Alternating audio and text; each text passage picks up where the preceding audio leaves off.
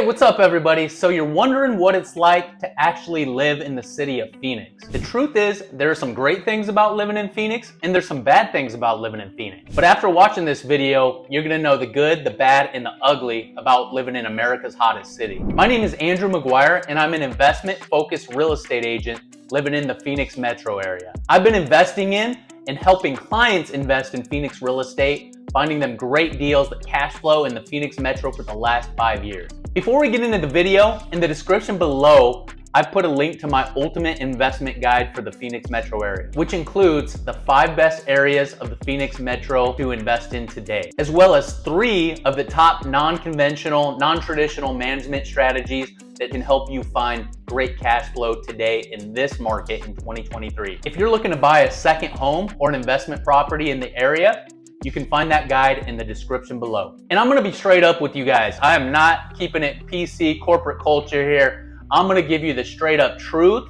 of the pros and the cons of what it's like to live in Phoenix as of 2023. Let's start off with the cons. Con number 5, soaring prices and inflation. Yes, the entire country has seen rapid inflation, but nowhere has been hit harder than Phoenix, Arizona. Over the last couple years, with the influx of people moving in here, demands are good, and you're gonna see that from everything from housing to cars to groceries to gas. You can't leave the house without spending less than $100, it seems like today, whereas you used to be able to leave with a 20 in your pocket. Not anymore. Expect that when you're living here. Yes, we are still more affordable than places like our neighbors on the nearby coast and the East Coast. But Phoenix prices are on the rise in pretty much everything, and you're gonna notice that living here, that it's not a very cheap or affordable place to live these days. The number 4 con of Phoenix is it doesn't have an urban feel. So not everybody's gonna mind this, but if you lived in a city before and you kind of like that urban city feel where you can walk to different neighborhoods, to a local pub, to a breakfast spot, to your grocery store, Phoenix is not that. You pretty much always need a car anywhere you go here because we just don't have a big city center. Yes, there's downtown Phoenix. There's not too much going on there, and we do have some other hot spots like Arcadia, Uptown. Everybody knows about Scottsdale, Gilbert, Chandler, but for the most part, Phoenix is a very big, sprawling suburb. So if you like that city feel, if you feel like you want to be in an urban center, Phoenix is probably not the place for you. And I highly recommend owning a vehicle here. We do have a public transportation system, such as a light rail and a bus system, but they're not very efficient. Chances are you're gonna have to change bus stop many times to get somewhere. The light rail has a very limited map from the west to the east. It does go out to the Cardinal Stadium in Glendale, over to the East Valley, all the way to the eastern side of Mesa. But for the most part, you're living in a big suburb, you should have a car. Anywhere you go, pretty much plan on being in a car and driving. All right, let's go to the number 3 con on the list. No surprise here. Hey, we get dust storms. We live in a desert. When we do get storms called our haboob season, which comes about mid-June, and that dust kicks up, it can be preceded or followed by rain, but not always. Sometimes it's just dusty. It gets over everything. The sky turns brown. It coats your pool, your outdoor furniture, your car if you leave it outside. And it's one of the worst things about living in Phoenix, especially when you don't get any rain before or after and you just get dust. It really sucks sometimes when those dust storms kick up, and also that brings allergies. So when I first moved here, I used to wear contacts before I got LASIK surgery, and I'd be wearing contacts before or after a dust storm, sometimes during. I remember one time when I was actually outside playing softball when a haboob blew in. Dust everywhere. It was in my eyes for several days, giving me allergies, itchy, just scratching, red eyes, and it really is one of the worst parts about living in Phoenix. So if you don't mind a little dust, hey, you might be all right here, but if you really hate it, you hate the haboob season when we get the dust storms, who knows? Maybe it's cool to you at first because where you come from, it's not something common, but just know we do get those here every single year about June till sometimes in August.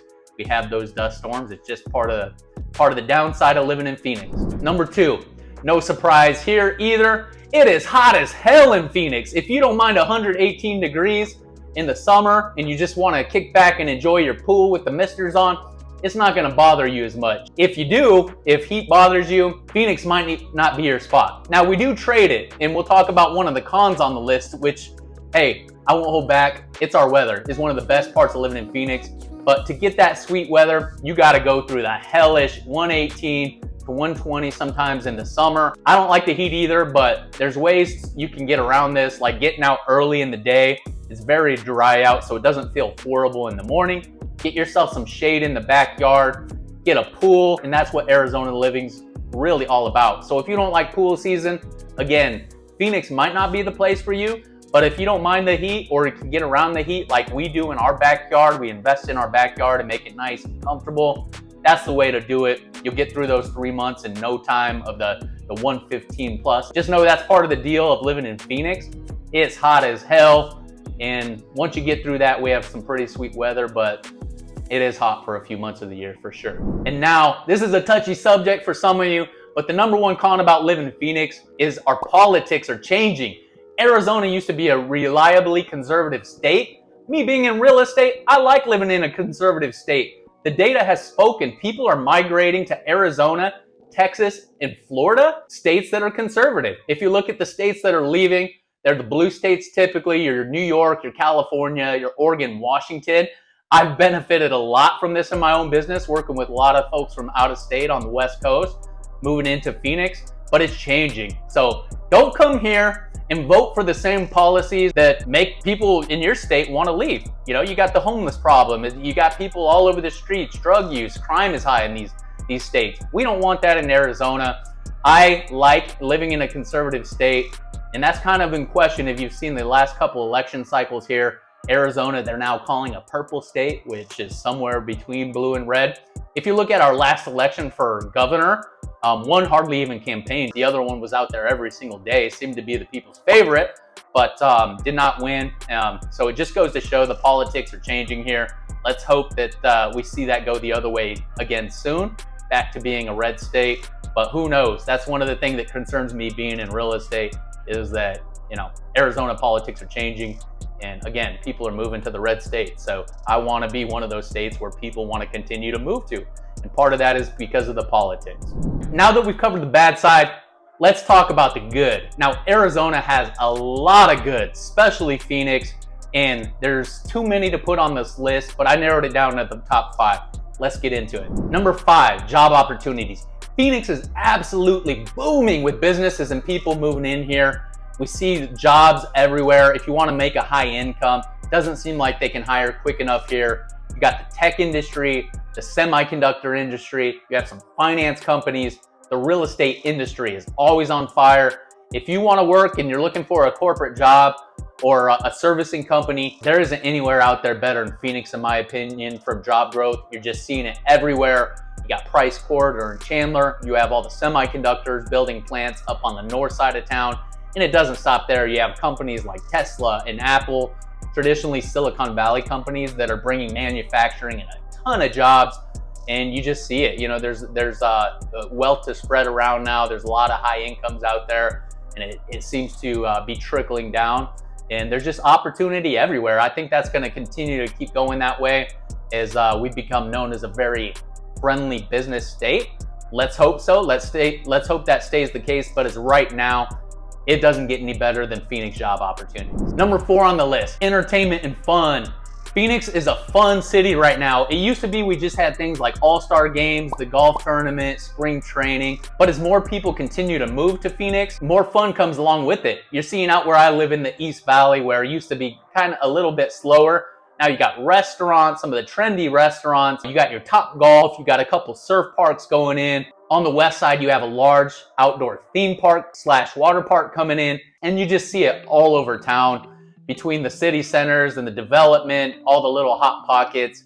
Phoenix has stuff year-round. Some of those I already mentioned, but it really doesn't stop. There might be a little bit of slowdown at conferences and things like that in the summer, but for the most part, year-round, Phoenix is popping. There's always something to do, somewhere to go, a big event in town, people traveling in from out of state.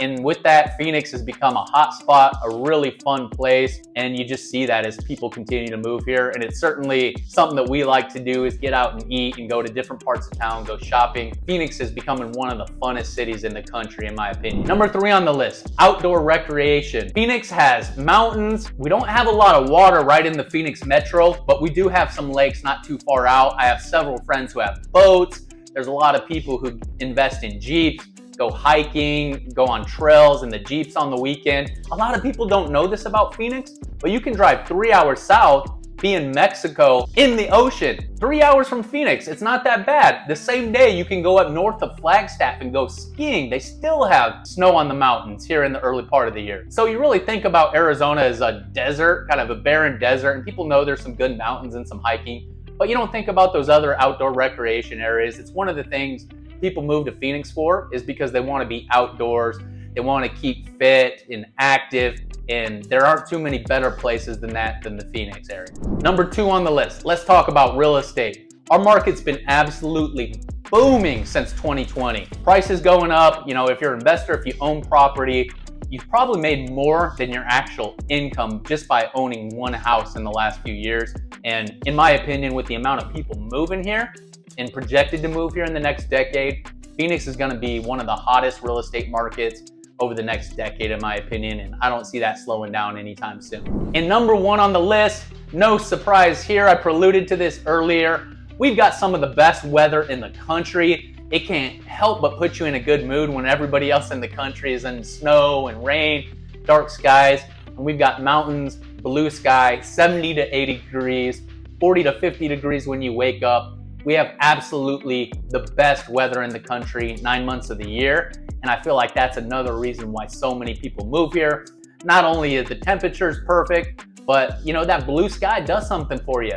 If you're like me and you get down a little bit after being in too much cloudy days, you know, too much rain, there's something about that sunshine and those mountains in the background where you just roll down your windows on a beautiful 80-degree day and you can't help but be in a good mood. So as many good things as there are in Phoenix, the number 1 thing is absolutely having some of the best weather in the country. So now that you know about the pros and cons about living in Phoenix, you're probably wondering where the best places, the best areas of town in the Phoenix Metro are. If that's the case, you can download my ultimate guide to buying and investing in the Phoenix Metro. You'll see a link to that in the description below. In this guide, you're gonna find the neighborhoods where you get the most house for your money with the highest school ratings and also the highest safety ratings. For everything you need to know about living in the Phoenix Metro, comment, like, and subscribe, and I'll be coming to you with videos weekly on what it's really like living in America's hottest city.